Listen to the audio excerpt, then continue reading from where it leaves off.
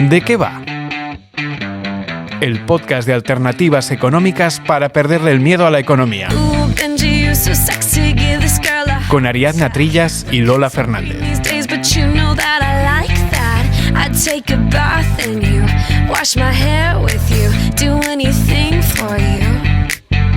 Hoy, ¿de qué va?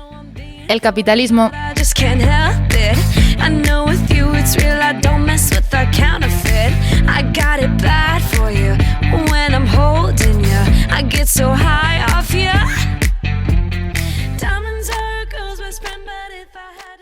One, it's easier to imagine the end of the world than the end of capitalism. A ver, Lola, ¿qué estás haciendo? Pues estoy haciendo una receta para un pastel que vas a flipar. Pero esto es un podcast sobre economía para perder el miedo a la economía. A ver, ¿qué Pues estás cocinando? estoy haciendo el pastel del sistema capitalista. Toma. Es una receta, hay muchas, pero esto es una receta que me he encontrado, que te la cuento así en un momentito. Sí, a sí. ver cuánto de momentito es. Vale, pues primero, para que te quede sabroso, la base es muy importante. Entonces tú extiendes una capa gorda de economía de mercado. ¿Eso como base? Esto como base. ¿por Y qué? como base es muy importante que todo se compre y se venda. Y que el Estado no toque mucho. Tú dejas al mercado ahí haciendo chup chup y ya la ley de la oferta y la demanda se va encargando del resto. Vale. Pero para que no se te salga los precios, tal, también es bueno que le pongas un poquito de libre competencia. Nada de monopolios, que eso parece malísimo. Le viene fatal. Vaya, pero esto no es lo que tenemos, ¿no? Bueno, depende. Tú aquí echas bien de empresas, todas las que quieran. Ellas que vengan y ya se van picando entre ellas a ver quién innova más y quién produce mejor. Y tú lo único que tienes que hacer es meterle fuerza al emprendimiento y esperar a que de todo esto salga bien de innovación tecnológica. Ya, pero luego nacen gigantes que acaban teniendo más peso que países incluso, ¿no? Bueno, pero porque hay muchos tipos. En esta receta, cero monopolio. Vale. Muchas empresas que compitan, que innovación tecnológica y que todo esto te lleve a producir más. Con cada palada que tú echas de avance tecnológico, más productividad. Más productividad. La máquina de vapor, más productividad. Vale. La revolución del transporte, más productividad. La inteligencia artificial, que no te creas tú que se está desarrollando para que puedas hacerle chistecitos al ChatGPT, no, es para más productividad. Y dentro de todo esto es importante una cosilla que es como la sal de todo, que es la propiedad privada, que es esencial. Que aquí la propiedad privada se respeta muchísimo. Y algo privado son los medios de producción. Que los materiales, las máquinas, los recursos, todo esto no es del gobierno ni muchísimo menos de quien lo trabaja. Son del dueño. Y como son del dueño de la empresa, pues es él el que toma las decisiones y el que distribuye los recursos y el que hace con la empresa lo que quiera, que para eso es suya. Ya. Porque la finalidad de toda esta receta es, ante todo, el lucro, el beneficio. Para que esto funcione es muy importante que las empresas se beneficien ante todo. Y la única forma de que todo esto te aguante bien es meterle trabajo asalariado. Que tú, por mucha máquina que tengas, si no le echas gente que cambie su tiempo y trabajo por dinero, pues mal. Y para que estos trabajen bien y produzcan más, descubrieron una cosa, que es especializar a la gente. Que no todos hagamos todo. Si tú pones a alguien solo a hacer una cosilla y lo especializas en esta cosa, la receta te funciona mucho mejor. Como dividir todo el proceso, ¿no? Que cada uno Exacto. haga más veces su parte. Uh-huh. Otra parte que lleva el pastel que he estado mirando es un chorro generoso de flujo de capital. Es muy importante que se muevan cantidades fuertes de dinero. No, claro, sin capital no hacemos nada. Para financiarlo todo. Que tampoco haces nada sin libertad individual. Uf. Very important. Libertad, tú lo tienes que decir muchas veces hasta que ya no sepas ni lo que significa. Y que tú puedas hacer lo que quieras. Que a ti nadie te venga a decir lo que compras, lo que vendes, cómo consumes. Libertad. Ya. Porque hay que echarle muy poquito Bien Estado. común cero, ¿no? ¿O qué? Bueno, sí. No demasiado. Hay que echarle muy poquito Estado. No te pases con el Estado. Depende de dónde, ¿eh? Pero en general poco Estado. Lo justo para garantizar que todo funcione bien, que los trabajadores no se te monten, que no te la líen a pedir aumentos y que si todo está saliendo mal vayan y lo rescaten.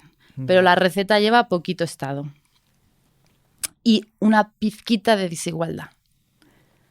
Porque si todo el mundo tiene lo mismo, aquí no se incentiva a la gente. Aquí la gente no se esfuerza. Hay que darle oportunidades de salir, pero compitiendo. Y la guinda de todo este pastel sería la cultura. Porque es muy importante que tú esto te lo comas como si fuera natural. Como si fuera la única cosa que existe y algo que corresponde directamente al ser humano. Sí, la idea esta de que el capitalismo es un poco el sistema económico que por sentido común, pues por tal como es el ser humano, pues es lo que es el medio en el que nos movemos como pez en el agua. Esa es una idea que, aunque ya hablaremos después de cómo empieza, siempre se ha dado por hecho que, bueno, que empieza como al final de la Edad Media. Y desde luego empieza su pequeño esplendor y su teorización, bueno, en cuanto empieza la primera revolución industrial, ¿no? Adam Smith es considerado el padre de la economía moderna y tiene una frase mítica, ¿no?, que ha pasado a los anales de la historia, de su libro La riqueza de las naciones, en la que habla de por qué hacen las cosas pues los carniceros, los cerveceros, los panaderos, ¿no? Y dice, no es por la benevolencia del carnicero, del cervecero y del panadero que podemos contar con nuestra cena, sino por su propio interés, ¿no? Bueno, se refería a que buscando su propio interés, vendiéndote carne, yo te quiero vender cerveza, yo te quiero vender pan, pues cada uno buscando su propio interés, en conjunto la sociedad, aunque no estés pensando en el otro, al final acaba funcionando pues la sociedad, el bien común, ¿no? Entonces, bueno, en nombre de esto, pues se ha acuñado esta expresión, que es la metáfora que utiliza en otro punto a Adam Smith, que es el de la mano invisible, a que hay una mano invisible que, independientemente de las intenciones que yo tenga al realizar una acción, siempre persiguiendo mi bien interés, sin yo querer el bien público, resulta que puedo acabar que se conjuguen, ¿no?, todos los intereses de los demás, ¿no? Es un poco esta idea, ¿no?, que sobre todo es verdad que hay muchas investigaciones posteriores que han criticado que se simplifique lo que dice Adam Smith, porque también, bueno, han dicho que no era tan capitalista como se le presenta, porque también reconoció algunos peligros de la sociedad mercantilizada, de algunas desigualdades que se podían, digamos, generar.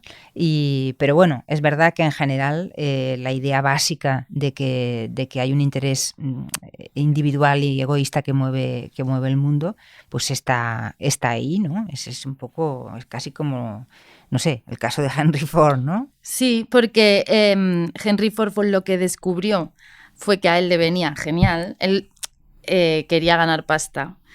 Y entonces lo que hizo fue subirle el salario a los trabajadores, que esto suena rarísimo, pero fue porque se dio cuenta de que si le doblaba el salario a los trabajadores en comparación a lo que estaban pagando los demás, iba a traer el talento, iba a tener a los mejores mecánicos, obreros en sus fábricas y entonces produciría más y vendería más coches. Y no solo eso, sino que es que los coches se los podría vender a los propios trabajadores que ahora se lo podían comprar. Entonces, el hecho de que esta gente aumentase su riqueza hacía que la de Henry Ford aumentara todavía más. Sí, al final se lo montaba muy bien, colaboraba con quien hiciera falta. Se lo montaba, ¿no?, estupendo, incluso sí, estaba con los nazis, con los rusos, le daba un poquillo. Con quien conviniera, ¿no? Uh-huh. Oye, iba pensando que el primer Forte, el que lo petó, salió de la fábrica de Ford en 1908 y faltaba muy poquito para la Primera Guerra Mundial. Y el estallido de este conflicto marcó como el inicio de lo que el historiador y autor británico Eric Hobsbawm ha denominado el siglo corto, ¿no? Es un siglo muy cortito que no tiene 100 años, que tiene unos pocos menos, entre 1914 y el colapso de la antigua Unión Soviética. ¿Por qué hablamos de la caída de la URSS y bueno, que se produce después de la caída del muro de Berlín? Porque de alguna manera ya se entierra la posibilidad como de que haya una alternativa al sistema capitalista y campa a sus anchas, ¿no? Sabemos que tuvo el sistema capitalista y sobre todo la versión más liberal tuvo una adalid en Inglaterra, en Margaret Thatcher, en el Reino Unido, y en Estados Unidos en Ronald Reagan, y que, en fin, se propuso pues sobre la mesa que había que reducir el papel del Estado pues a que quedara al mínimo, a la mínima expresión, ¿no? Solo para los desaguisados que decíamos antes. El capitalismo ha sufrido distintas crisis, pero siempre parece salir reforzado. Si hubo una vez en que pareció que desde dentro se quiso cambiar, fue la crisis financiera de 2008. Escuchamos frases como esta. L'autorégulation, pour régler tous les problèmes, c'est fini. Le laisser-faire, c'est fini. Le marché tout-puissant qui a toujours raison, c'est fini.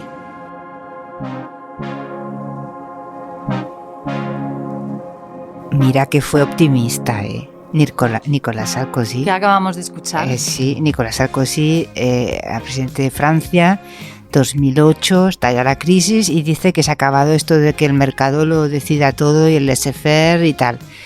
Incluso pidió una refundación del capitalismo.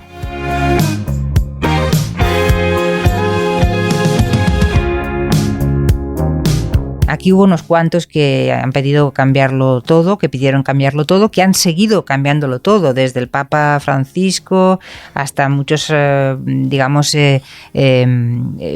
partes de la propia élite capitalista, ¿no? Porque piensan que puede socavar el sistema. Al final no cambia nada.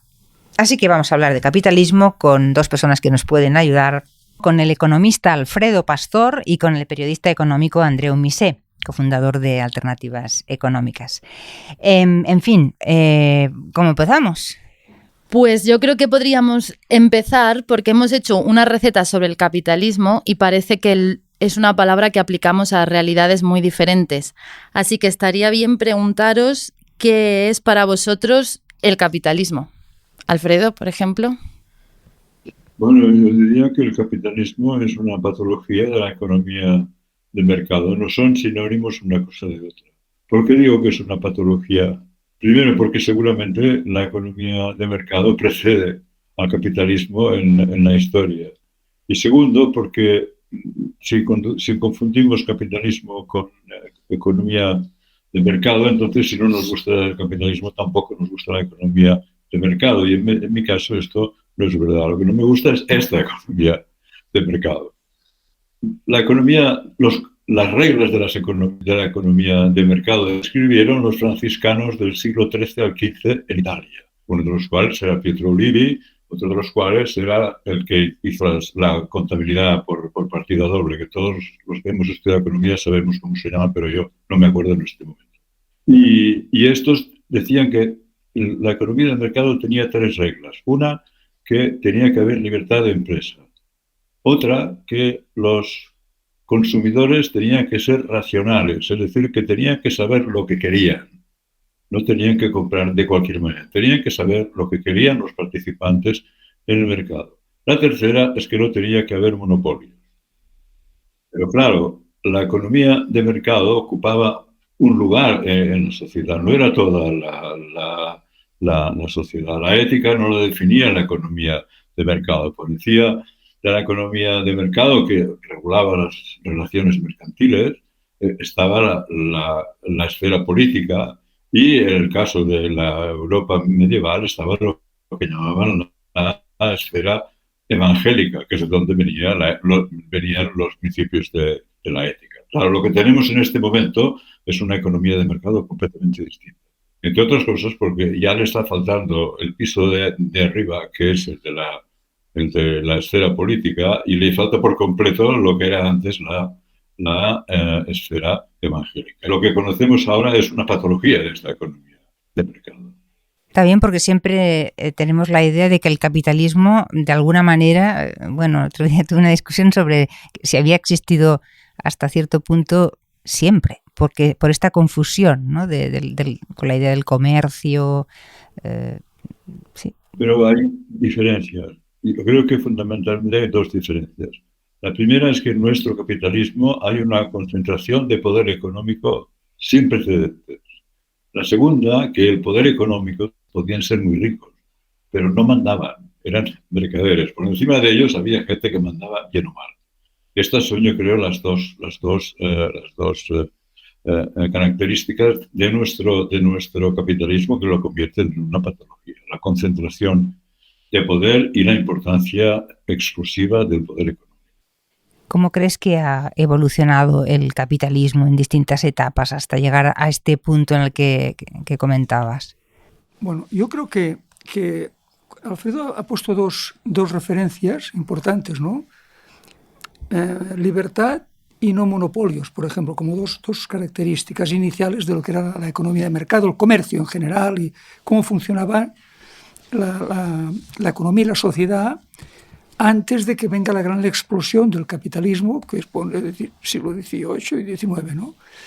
Es decir, la idea que hemos conocido más del capitalismo es la de los críticos, porque precisamente los que empiezan a estudiarlo lo estudian en un momento de máximos excesos, es decir, trabajo de niños, trabajo de explotación sin límite. Entonces hay una referencia obligada que es todos los trabajos de Marx y Engels, que es una primera reflexión que todo el mundo en lo fundamental ha compartido. Luego se puede hacer muchas. El hecho de que cuando es un sistema que se basa en la explotación del hombre por el hombre, que una parte de lo producido solo queda el empresario, y es toda la teoría de la plusvalía. Es decir, esto evidentemente lo que ha ocurrido es que las primeras alternativas sustanciales, completamente radicales, pues no han funcionado. Es decir, que digamos la última muestra de que no funcionó fue la caída del muro de Berlín en el 89, pues que se ve que todas las revoluciones socialistas o las que negaban el funcionamiento del mercado y pensaban en que era mejor una economía centralizada y planificada, pues no han funcionado. Claro, estos son como grandes rasgos. Lo que ha ocurrido en medio es que ha habido como muchas reformas del capitalismo. Hay muchos modelos del capitalismo. Es decir, pongo un punto de referencia, me acuerdo el libro que el famoso de Michel Albert, de Capitalismo contra Capitalismo, que ya explica las grandes diferencias entre el capitalismo renano, el alemán, el japonés, un capitalismo, digamos, con una cierta moderación, y luego enfrente el capitalismo anglosajón de barra libre, sin control. Tampoco todo es tan así, pero entonces ha habido muchas reformas, mucha evolución, y ciertamente, como decía Ariane al principio, pues, y Lola, pues el capitalismo hoy día engloba conceptos completamente distintos, no tiene nada que ver. Es decir, la sociedad danesa o finlandesa o sueca con el modelo americano. Es decir, son dos modelos muy distintos, de resultados muy distintos, con un sentido de la ética y de la justicia incorporado muy distintos. Es decir, que no se puede hacer así una tabla rasa. Entonces, tiene sentido explorar qué es lo que da de sí todo esto, ¿no? Qué es lo cómo ha ido evolucionando, tanto y sobre todo, pues, todas las crisis que ha habido. Es decir, pero quizá un punto de referencia importante es lo que ocurre después de 2008, ¿no? Que es otro punto de referencia, ¿no? Ahora comentaremos sobre la crisis de 2008 y todo lo que puede haber cambiado o no, pero me parecía interesante cuando hablabas de diferentes, digamos, modelos que se aplican, que existen en el mundo. ¿Creéis que la parte, digamos, es correcto decir que la diferencia, lo que marca la diferencia es el grado de intervención del Estado en estos diferentes modelos, o la fortaleza de la sociedad civil en estas diferentes, digamos, economías, o qué es lo que diferencia, cuál es el factor que diferencia? ¿Es ese papel de lo público o como mero corrector o como más intervencionista, o cuál sería el elemento clave que diferenciaría unos modelos de otros? No sé si también en su momento, ¿no?, la ética protestante, ¿no? Hay elementos que no son meramente económicos y pueden influir en la expansión de una idea, ¿no? No sé. Claro que sobre todo hay elementos extraeconómicos, porque en realidad Adam Smith dice que no hay nada más que la riqueza de las naciones, y parece como si Adam Smith dijera, no, se trata de esto. Pero no es verdad, porque él se había preocupado de lo que era la ética en otro libro que no ha leído casi nadie, pero que escribió antes de la riqueza de las naciones. Y como dice otro economista, dice, Adam Smith edificó la economía sobre la roca granítica del interés individual. Y es verdad, porque el interés individual es una fuerza potentísima. Lo que pasa es que solo con el interés individual. Lo que quiere demostrar Adam Smith es que solo con el interés individual una economía de mercado puede funcionar bastante bien. Eso es lo que dice. No dice que no se puede funcionar de otra manera, pero esto es lo que ha tomado la economía como base. O sea, hay que tomar como base de la conducta humana el interés individual y sobre todo el interés por los bienes materiales. De esto se ocupa Adam Smith, no se ocupa de nada más. Entonces, poco a poco se ha eliminado todo lo que no es esto. Lo que nos queda se parece mucho a este capitalismo que vemos ahora. Está desprovisto de un entorno adecuado. Sí, yo creo que los análisis puramente económicos, no explican la dinámica de lo que ha ocurrido, ¿no? Por ejemplo, cuando Keynes explica y justifica que el capitalismo, digamos, dejado libremente, conduce al subempleo y que entonces es necesario que el Estado intervenga para corregirlo, porque dice que el mercado solo resuelve los problemas microeconómicos, pero no los macroeconómicos, y por eso es necesario que intervenga el Estado. Pero en el fondo, lo que le mueve a Keynes es que ven las colas de los parados. Luego, digamos, hay una reflexión moral previa, es decir, ¿qué es lo que es que no funciona? Bueno, no funciona porque lo estamos viendo que aquí hay, pues que ese sistema crea mucho parado y eso, pues es inestable, ¿no? Es decir, que la preocupación ética y moral está siempre vinculada al análisis, ¿no? El análisis económico no se puede separar solo una cosa de la otra. Yo creo que esto lo hemos visto muchas veces, ¿no? Que cuando no funciona, pero no funciona porque ven los desastres que produce socialmente o humanamente. Es decir, que entonces eso fuerza a replantearlo todo otra vez, ¿no? Pero no funciona, igual que parece que no han funcionado las alternativas, o sea, otros sistemas que no fuesen capitalistas. Sí, es evidente, no han funcionado, aunque aquí también ha habido respuestas muy distintas, ¿no? Porque, por ejemplo, hasta ahora estaba muy claro pues que el modelo, digamos, de la Unión Soviética no funcionó y se estranguló y tuvo que decir que no se estranguló por sus propios problemas, no porque le hubieran hecho la vida imposible desde fuera.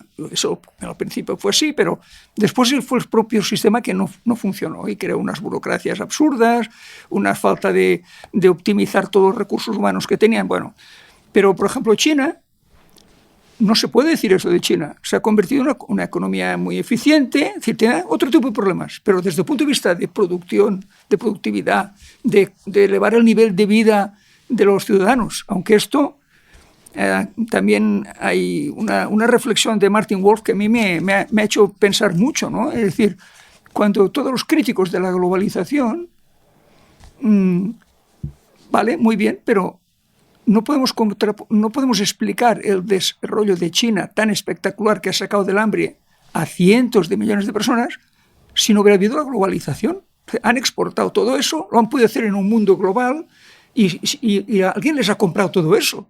Es decir, que es también un contrapunto importante. Eso también he visto que también es una reflexión que hacen estos dos académicos, ¿no? Que son los dos, que son, digamos, Anne Case y Angus Deaton, ¿no? Que también reflexionan y consideran que gracias a la globalización y gracias a poder, digamos, participar en un mercado, China ha podido sacar a millones de personas del hambre, ¿no? Es decir, que no ha sido solo un modelo aislado que ha sabido resolver unos problemas, sino que lo ha podido hacer porque vivía en un mundo global. Entonces, es decir, que todo eso te hace pensar mucho que hay que tener en cuenta pues todos los aspectos, ¿no?, de ese debate. Es un debate que no se puede aislar, ¿no? El capitalismo por aquí, la alternativa, el mercado, digamos, la economía centralizada, ¿no? Todo funciona y muy interconectado, y hay que saber optimizar lo mejor de cada cosa, ¿no? Yo creo que está bien la reflexión que hace Dithon y compañía, que gracias por medio de la globalización, China ha podido sacar millones de personas de la pobreza. Y es verdad que del otro lado ha hundido en la miseria a cientos de trabajadores de nuestra parte del mundo. O sea, ha habido ganadores y perdedores, no solo ganadores. Y como me decía un chino no hace muchos años, oiga, ustedes aquí no han dejado más que los sueldos. Que en cierta manera para muchos tomarán como una muestra del éxito del capitalismo, porque dirán, movidos solo por el interés material más sórdido, los capitalistas de Occidente han permitido salir de la miseria a estos millones de chinos. También se puede mirar así. Claro, es que ¿hay algún país ahora que no sea capitalista? ¿Y cómo le va? Hombre, claro, hay países que, bueno, a ver, pues Corea del Norte no es capitalista, por ejemplo, ¿no? Cuba tiene poco capitalismo, es decir, que es decir, por eso se consideran que no son países que se pueden considerar como referente de desarrollo de la sociedad, porque no hace falta argumentarlo, eso, es decir, es una evidencia, ¿no? Es decir, son sociedades muy cerradas. El caso de Corea es una sociedad muy cerrada, que, digamos, pues sin respeto ninguno a los derechos humanos y sin posibilidades de evolucionar, que es lo peor, ¿no? Porque al final han inventado pues un nuevo tipo de monarquías, ¿no? Que los padres suceden a a sus abuelos, los padres, los hijos. Es decir, que eso también es no es un modelo. Es decir, que yo creo que debe haber también algún país muy atrasado que no ha llegado ni al capitalismo, pues porque sus fuerzas productivas deben estar en algún país de África o de otros que deben estar pues muy atrasados, ¿no? Pero es decir, yo creo que, digamos, combinar, digamos, la economía de mercado con derechos claros y cada vez más, digamos, incluso la evolución de los derechos humanos no es la misma hoy que la de hace 50 años o hace 70 años. Se están incorporando cada día más derechos, ¿no? En todos los sentidos, ¿no? Antes, ahora mismo estamos viendo, por ejemplo, que se quiere consolidar como un derecho la educación hasta de los 0 a 3 años ya, ¿no? Es decir, oye, las guarderías, es decir, todas esas cosas. Es decir, está cada vez cambiando más las sociedades en buen sentido, ¿no? No sé si querías comentar alguna cosa sobre esto, Alfredo, porque en realidad yo sí quería comentar sobre lo que habéis dicho de las desigualdades. Me parece como que la globalización ha traído más riqueza o menos pobreza, digamos, a costa de más diferencia dentro de los países, menos diferencias entre países y más diferencias internas dentro de los países. No sé si eso sería correcto. Yo creo que en general sí. Ha traído menos desigualdad a nivel mundial, fundamentalmente por una razón, por el crecimiento de China. Como si una enorme masa, la renta se distribuyera así, hubiera una enorme masa que se desplazaran todos los frutos hacia aquí.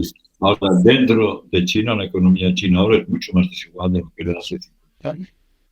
Y en la mayor parte de los países la desigualdad, según cómo se mida, porque hay muchas maneras, no ha disminuido de manera general. Y en países como el nuestro, por ejemplo, que no es un país muy desigual, se está manifestando la misma tendencia ante otros, que es una enorme concentración de poder económico en una parte pequeña de la población, cada vez más protegida, además.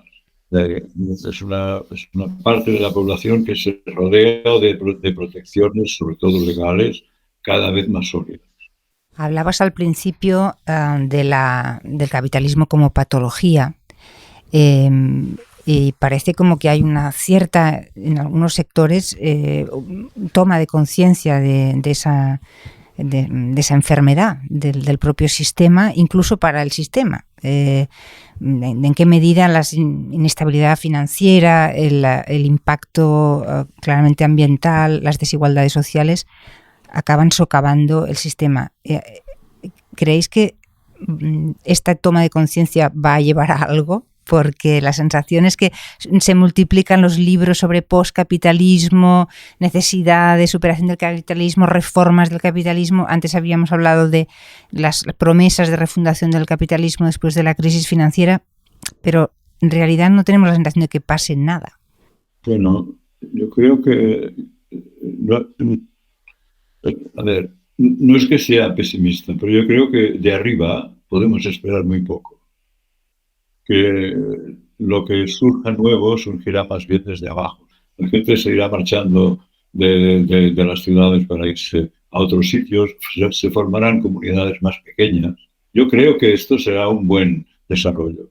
Y sin embargo, lo que viene de arriba, la verdad es que me hace cada vez más escéptico. Lo que hemos visto de nuestras instituciones con estos conflictos de los últimos 2 o 3 años así, me hace ser sumamente pesimista. No, yo creo que el capitalismo ha funcionado siempre. Los cambios han venido porque se ha producido algún evento que ha demostrado que no era viable. Es decir, entonces cuando es decir, creo que fue una gran sacudida la crisis de 2008, pero todo lo que se dijo después, muchos lo habían visto que eso no funcionaba. Es decir, a mí, por ejemplo, ahora que se han estudiado mucho, sobre todo a raíz de la pertenencia a España a Europa, hemos visto que se ha desarrollado pues una normativa europea muy exigente sobre materia de transparencia y tal, de las entidades en general, sobre todo las financieras, ¿no? Bueno, pues en el año 93, pues siendo ministro Carlos Uchaga, no sé si entonces era cuando estabas de secretario de Estado de Economía, pero se hizo un real decreto que ponía unas exigencias increíbles de lo que tenían que hacer. Es decir, en el año 93, estoy hablando de hace 30 años, que por tanto ya se sabía lo que había que hacer bien y lo que no se debía hacer porque era peligroso y porque era perjudicial para mucha gente, ¿no? Sobre todo para la mayoría de los usuarios, ¿no? Entonces, mientras el sistema funciona, pues, y no pasa nada, pues hicimos las barbaridades de los bancos dieron créditos sin límite de un dinero que no tenían y entonces lo pedían a otros países. Y esos otros países también financiaban estos proyectos totalmente inconscientes. Es decir, todo el mundo sabía que aquello no se podía hacer. No tan solo los dirigentes españoles o los sino los franceses, los alemanes, los holandeses, que son los que van inflando esta bomba, ¿no? Entonces, cuando se rompe, cuando cuando se hace inviable porque hay una crisis y que lo para todo, entonces dicen, no, eso no puede seguir.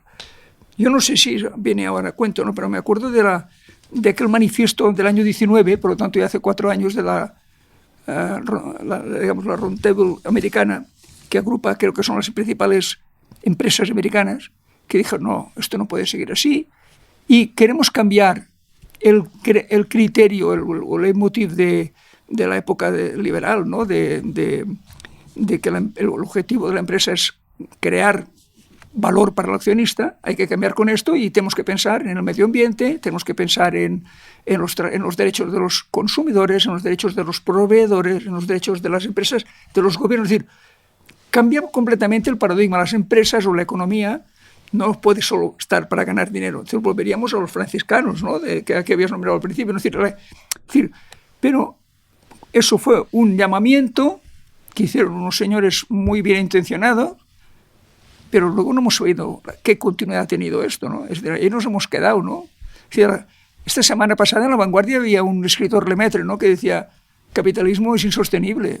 Ahora ya vemos que hay un nuevo elemento que hace 50 años no se veía, ¿no? Bueno, Meadow y compañía lo planteaban, ¿no? Quizá, cuando dicen, bueno, es que el planeta no va a resistir eso, no tiene recursos para todo eso. Esto, es decir, ese es otro hándicap del capitalismo, que sea antes podía ser que si era justo o injusto, moral o inmoral, o es viable o no, pues que ahora además hay la restricción medioambiental. Bueno, pues eso está pasando a primer plano completamente, ¿no? Es que dentro de esto que habláis, de que el capitalismo parece que exige siempre más crecimiento, pero nos han puesto unos límites claros que son el planeta no puede más. Entonces se habla de todo esto del capitalismo verde, pero después de lo que ha dicho Alfredo, que no confía mucho de todo lo que venga desde arriba, yo no sé si el capitalismo verde parece un lavado de cara o de verdad hay algo aquí. Se está hablando mucho de todo esto, pero parece que son normas y acuerdos y tratados que se suscriben en un divorcio completo con respecto a la gente. Porque en cuanto se ha querido tocar algo de estas cosas, ha habido unas resistencias enormes. Y no digo que no sean justas, de que no sean merecidas, pero están. Yo creo que las instituciones nuestras, por suerte, no tienen el poder necesario para imponer estas normas si la gente no quiere. Y de momento la gente no quiere. Seguramente porque no se lo acaban de tomar en serio. O sea que es posible que tenga que empeorar la cosa para que nos demos cuenta y nos pongamos a trabajar. Digo, es posible. Pero por la vía esta de ahora, la Comisión ha dado marcha atrás en 15 días sobre la mayor parte de las medidas sobre el campo. Las medidas sobre el campo, desde el punto de vista de lo que se sabe del cambio climático, tienen una plena justificación. Pues no, señor. Han dicho que no les da la gana. Ya está. Y bueno, y una vez dicen que no les da la gana, pues la Comisión tiene que decir, pues vamos a hacerlo de otra manera. Yo creo que lo del cambio climático, la transición energética consiste en que se está diciendo a la gente, mire, seguiremos haciendo lo mismo, pero lo haremos de otra manera. Yo creo que esto no puede ser. Tenemos que acostumbrarnos, nosotros los países ricos, tenemos que acostumbrarnos a pasar con menos. Yo creo que, y eso no es malo. La mayor parte del mundo necesita pasar con un poco más y habrá que dárselo. Pero nosotros tenemos que pasar con menos y nos quitaremos muchos problemas de la cabeza. Por ejemplo, podemos estar hablando alrededor de una mesa en vez de estar hablando por un orden. Entonces, no podemos confiar mucho en lo que los cambios desde arriba, pero por lo que dices tampoco por los cambios desde abajo, porque tampoco, no, o sea, tenemos una resistencia a aceptar cambios de comportamientos, de un estilo de vida que al que nos hemos acomodado con mucha facilidad, ¿no? Es decir, que al final tiene que haber más concienciación de todo el mundo, ¿no? Es por eso que el interés individual es una roca granítica, no es cualquier cosa. Cuesta mucho cambiarlo, mucho, pero al final se tendrá que cambiar. Y con este cambio se mejorará. Lo que pasa es que costará mucho. Yo siempre pensé que la pandemia, bueno, siempre no, desde 2020 pensé que la pandemia, o sea, nunca hubo otra oportunidad de paralizarlo todo absolutamente como esta para que hubiera, no sé, pensé que pasaría realmente un cambio muy profundo, que seguramente en muchos aspectos se puede haber producido, pero no del sistema, ¿no? No sé si os sorprendió o no sorprendió ver que al final es como si no hubiera pasado en muchos aspectos.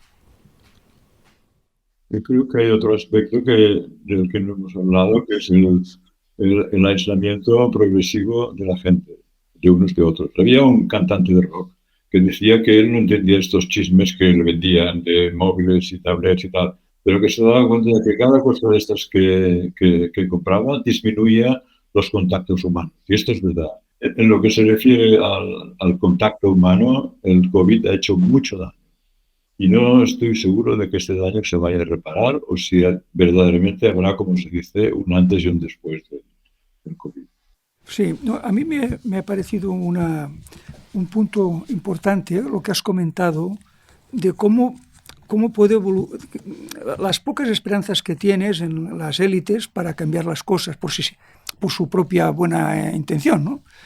Yo creo que también hay un fenómeno que es muy reciente, y es que todos, digamos, las naciones del mundo, pues, aunque parezca un marco muy utópico de Naciones Unidas y todo eso, bueno, puede ser todo utópico como todas las cosas en la vida, pero acaban avanzando y acaban imponiéndose, ¿no? Es decir, hace 15 años era imposible hacer eurobonos y deuda común en Europa y se hizo, ¿no? Y se habló mucho tiempo de que necesitaríamos en Europa un seguro de paro europeo o digamos, instituciones europeas también parecían imposibles. Siempre había algún Estado que se oponía. Bueno, pero vino la pandemia y se hicieron el SURE, ¿no? Un sistema de seguro de paro con garantía europea. Es decir, que para mí un punto de inflexión importante es las relaciones entre países ricos y países pobres en el tema de la fiscalidad. La OCDE ha estado mareando la perdiz con ese tema durante muchos años, el avance es del mínimo del 15%, en fin. Y los africanos se han cansado, han dicho, ya no queremos seguir más con esto, no nos interesa lo que gana la OCDE y queremos, en el marco de Naciones Unidas, hacer nuestras propuestas. Bueno, esto tampoco ha sido así tan lineal, pero lo que sí es verdad es que ahora hay un debate en donde se ponen las propuestas de la OCDE y los resultados que ha conseguido y las propuestas de los países africanos, básicamente liderados por Nigeria y tal, ¿no? Es decir, quiero decir que cuando llegas al límite, pues los de abajo, si lo miramos dentro de un país, los de abajo tienen poca fuerza, pero los de abajo pueden ser un Estado del tercer mundo. Es decir, yo creo que también tenemos una visión muy occidental o muy europea a veces, ¿no? Del mundo ya se ha acabado. Es decir, que cada vez va a pintar más. Creo que hace unos días vi el comercio que tiene China con Vietnam, con Hong Kong, con toda África, toda Asia, perdón. Y claro, han creado otro mercado, otro mundo. Es decir, que, digamos, de alguna forma, digamos, los países más pobres o más oprimidos o que han sido, digamos, están también levantando la cabeza y están levantando la voz y se quieren hacer oír. Ya, por ejemplo, no dejan cosas que pasan, ¿no? Por ejemplo, no deja de ser el que ha llevado al Tribunal, digamos, de Justicia de la Haya, de Naciones Unidas, todo lo que está ocurriendo en Palestina, ha sido Sudáfrica. Es decir, no ha sido un actor, digamos, del primer mundo. Es decir, que todo eso, a mí esto me produce esperanza de que, digamos, los países, digamos, que hasta ahora pintaban menos, bueno, pues se está fortaleciendo, digamos, un frente de países, digamos, alternativos cada vez más. Es decir, que digamos que tienen, digamos, los países que hasta ahora eran menos desarrollados y menos están ocupando un espacio. A mí esto me parece que puede ser un nuevo escenario que facilite o propicie soluciones más justas y más igualitarias. Yo creo que Andreu tiene razón. Yo creo que tiene razón. O sea, yo tiendo a ser muy pesimista, pero yo soy viejo y a nosotros los viejos nos pesa mucho el pasado. Entonces nos cuesta mucho ver el futuro. Si hablo con mis hijos, por ejemplo, lo ven de una manera completamente distinta de la mía. Y los que tienen razón son ellos, porque los que lo van a hacer son ellos y no nosotros.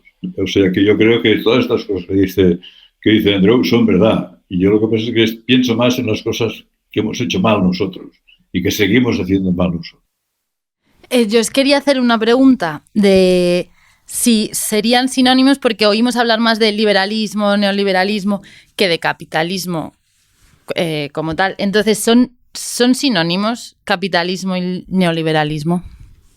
A ver, yo creo que digamos, el capitalismo es como el tráfico. Una ciudad con una ordenación del tráfico es una ciudad que puede funcionar muy bien.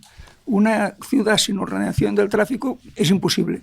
Un capitalismo se puede hacer un mismo planteamiento. El capitalismo en sí, si está regulado, si no se piensa solo en el beneficio de los que tienen el poder, sino que se piensa en si toda la economía y toda la sociedad más o menos va avanzando y van participando, pues es otra cosa. Es decir, que a mí entonces, a mí me parece que la lucha por la libertad ha sido una lucha positiva y potente de la historia. Es decir, eso no. Es decir, me parece que la libertad, no hay que poner muchos apellidos. Es decir, es un derecho, es el número uno. Oiga, creo que es la Constitución americana, ¿no? Que pone primero el derecho también a la felicidad de la gente, ¿no? Si dices muchas cosas si dices el derecho a la felicidad de la gente. Estás diciendo, pues, que no pasen necesidades, que tengan, digamos, una democracia en que hay una parte de la población que no tiene unos mínimos, para vivir, pues no puede funcionar de ninguna manera. No hace falta que discutamos más, ¿no? Es decir, que ahora pues que vemos ahora muchos estudios o reportajes sobre la Grecia clásica, los inventores de la democracia, bueno, pero pero tenían esclavos, ¿no? Vale, pero la dinámica de la lucha por la libertad y por los derechos ya estaban allí. Y esto es lo que nos importa, ¿no? Es decir, que coger esa... Yo no... me parece un mal enfoque contraponer la lucha por la libertad o a ponerle el apellido de la lucha de la libertad el liberalismo. Porque a mí me parece es un mal enfoque. Tenemos que pensar en las personas, en lo que las personas como individuos tienen que tener derechos, cuantos más mejor, y buscar la manera de combinar esos derechos con los de los demás. Por tanto, yo sería muy cuidadoso, ¿no?, en distinguir que la lucha por la libertad no se puede confundir con el liberalismo.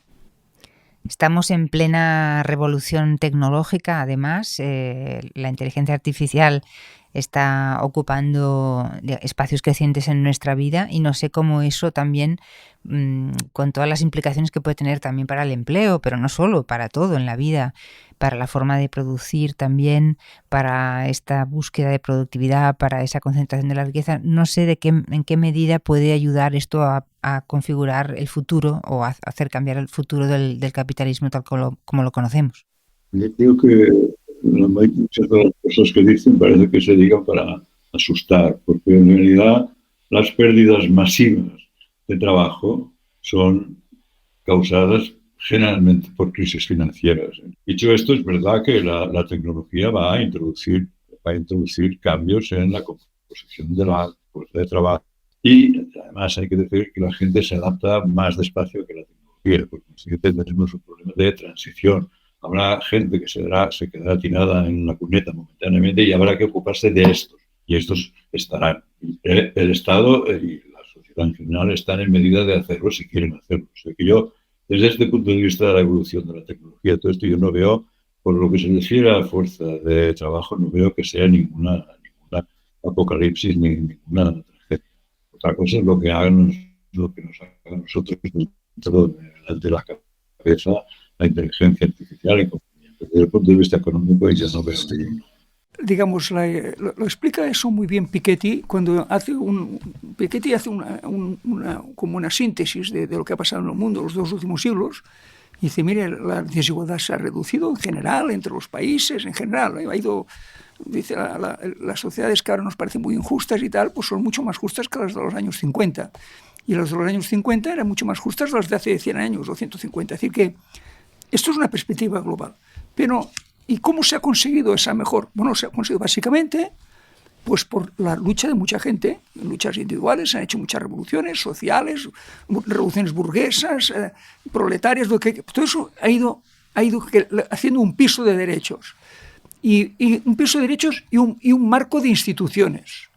Entonces, si no tenemos instituciones y derechos, pues, dicho al revés, si tenemos instituciones y derechos, no nos tienen que preocupar los avances tecnológicos, no nos tienen que preocupar porque veremos si hay algún avance que choca contra esos derechos. Es decir, lo que no puede ser es que ahora, lo estamos viendo, es decir, una empresa despide a tantos miles de trabajadores y sube en bolsa, ¿no? Bueno, todo eso, estas cosas, pues, a ver, bueno, los han despedido correctamente, se han saltado las normas o no lo podían hacer. Es decir, todo eso me parece que no podemos desligar los avances tecnológicos de los avances en derechos que ha conseguido la humanidad en los distintos países, ¿no? Y por tanto, si solo avanzamos en un campo, pues haremos muchos desastres. Es decir, que y el campo de los derechos cada vez abarca más cosas, ¿eh? Es decir, que no tan solo son derechos sociales, sino derechos de las personas, de todas las cosas que se pueden hacer, ¿no? en digamos, con inteligencia artificial. Bueno, pues tiene que haber, digamos, cada vez más una conciencia de justicia en todo lo que está avanzando y instituciones que digamos que lo garanticen. Bueno, pues para cerrar necesitamos buscar alguna alternativa a este marco capitalista. No sé si creéis que la economía social puede ser una de ellas. A ver, la economía social es muy importante porque es un referente de que se pueden hacer muchas cosas al margen del sistema capitalista clásico. Pero cosas muy importantes. Por ejemplo, hay actividades que las empresas capitalistas no quieren hacer de ninguna manera, y que es, por ejemplo, pues no sé, las empresas que ocupan y emplean a personas discapacitadas. Eso no lo quiere hacer una empresa normal, lo hacen empresas cooperativas, empresas de economía solidaria. Entonces, es al mismo tiempo como un espejo donde decir, mire, es que eso se puede hacer, es que puede funcionar, no hace falta que los directivos ganen 100 veces más que los empleados, porque Mondragón, que es una empresa potentísima que emplea a miles de trabajadores, pues lo más que ganan son 6 o 7 veces. Es decir, que es como una advertencia constante, una prueba, un referente para decir, mire, se pueden hacer las cosas de otra manera, pero al mismo tiempo hay que ser conscientes de que tal como está organizado el mundo, no puede ser una alternativa. Es decir, es como decir, mire, en el mundo, en el sistema financiero, pues hay bancos cooperativos, hay cajas de ahorros, hay que funcionan, que son rentables, que dan créditos, que dan préstamos, y que por tanto no es obligatorio el sistema que tiene usted. Es decir, eso que no hay alternativa es verdad. Lo que no tiene capacidad para ser una alternativa total. Pero es importante que exista, es importante que marque esas tal, porque al mismo tiempo le está dando mensajes continuamente al capitalismo global de que las cosas se pueden hacer de otra manera, mucho mejor, mucho más justa y mucho más eficiente. Siempre hablas de alternativas en plural. Sí, porque pueden ser pues sociedades, por ejemplo, la participación de los trabajadores en los comités, en los consejos de administración, como es un sistema que hay en Alemania, pues es un modelo de economía social respecto a donde no se les deja ni... Por ejemplo, en Estados Unidos incluso se persigue a los sindicatos, ¿no? Es decir que, bueno, pues este es un lo que pasa es que todos vemos que luego esas mismas cooperativas, a veces para su crecimiento, pues tienen que participar en empresas capitalistas, es decir que todos están, digamos, interconectado, pero es un referente de una preocupación por la distribución más justa, por una preocupación por más inclusiva de la sociedad, porque permite que trabaje todo el mundo. Por tanto, es como, no sabría cómo decirlo, pero algo así como está marcando continuamente, te está avisando, te está avisando, es un indicador de que las cosas se van a hacer mejor, se van a hacer de otra manera, sobre todo de una forma más justa. Alfredo, para cerrar también, ¿alguna idea? No tengo muchas, pero una es que no podemos seguir así, estamos de acuerdo, no podemos seguir así. Pero ¿cómo vamos a seguir? Yo creo que no se sabe. Yo añadiría una cosa a lo que ha dicho Andreu. Andreu siempre habla de derechos y sí, tiene toda la razón. Yo también quisiera recordar que los derechos traen consigo obligaciones. Bien, todos los derechos. El derecho a trabajar trae consigo la obligación de trabajar, como decían los antiguos, el que no trabaje, que no coma. Suena un poco duro, pero se decía así. Y los que tienen la obligación de ayudar a los que no tienen. Eso. Tienen el derecho de propiedad, sí, pero el derecho de propiedad no es el derecho básico y fundamental y previo a todos los derechos. Y finalmente solo diría que el principio de los economistas es lo que se llama el principio del cerdo. Si algo es bueno, más es mejor. Es falso. Es falso. Llega un momento que uno ya tiene bastante de esto y se puede dedicar a desear cosas de otro orden que pasan por encima de la economía. Magnífico. Muchas gracias por tu ayuda, por ayudarnos a reflexionar sobre el sistema económico en el que vivimos.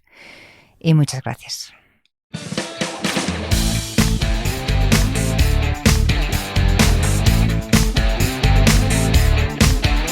Bueno, pues con esta súper reflexión porcina ideológica tan buena, nos despedimos de este podcast.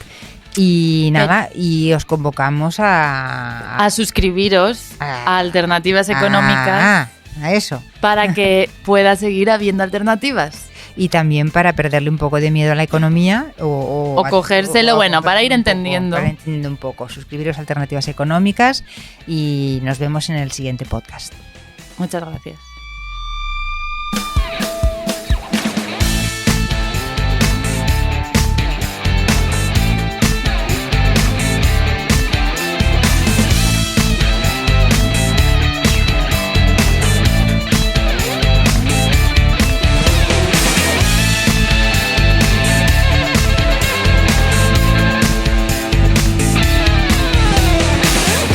Suscríbete a Alternativas Económicas para tener las cosas un poco más claras.